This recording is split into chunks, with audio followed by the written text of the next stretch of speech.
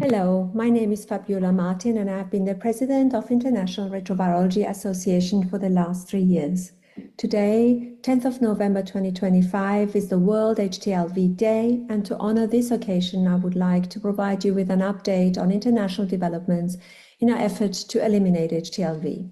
2024 is a very exciting year, with National Human Retrovirology Centre and Imperial College London having held the HTLV 2024 conference in London this year in June. Patients, patient advocates, clinicians and researchers could meet face-to-face again, share novel research outcomes and develop new HTLV treatment and elimination strategies. One of the most exciting areas of research is HTLV testing guidelines led by International Retrovirology Association's International Collaborative HTLV Testing Working Group and international efforts to develop vaccines against HTLV-1. HTLV-1 is a significant yet under-recognized global health challenge, but let us consider Japan's leadership in HTLV-1 transmission prevention strategies and research. Thanks to Japan's commitment to routine HTLV antenatal testing, HTLV-1 elimination is likely to become reality in Japan.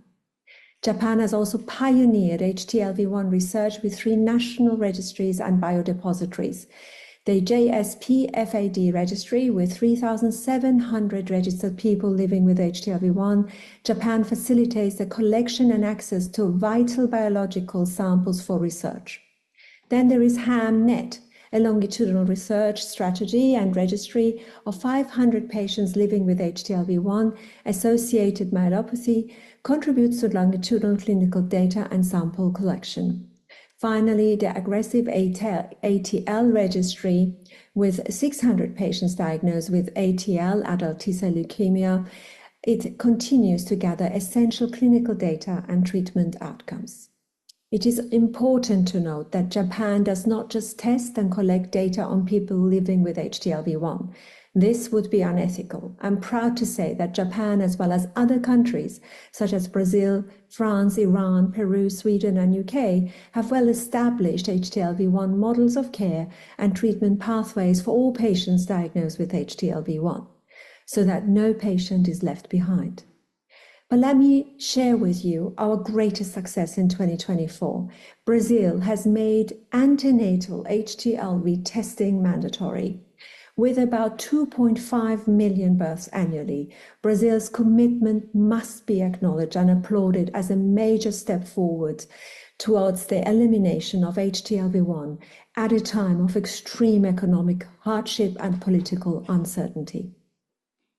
Finally, I wish to thank you all for voicing your passion and commitment to demand an increase in research into repurposing HIV antiretroviral medication as HTLV-1 pre-exposure and post-exposure prophylaxis by signing Professor Gödele Martin's petitions online.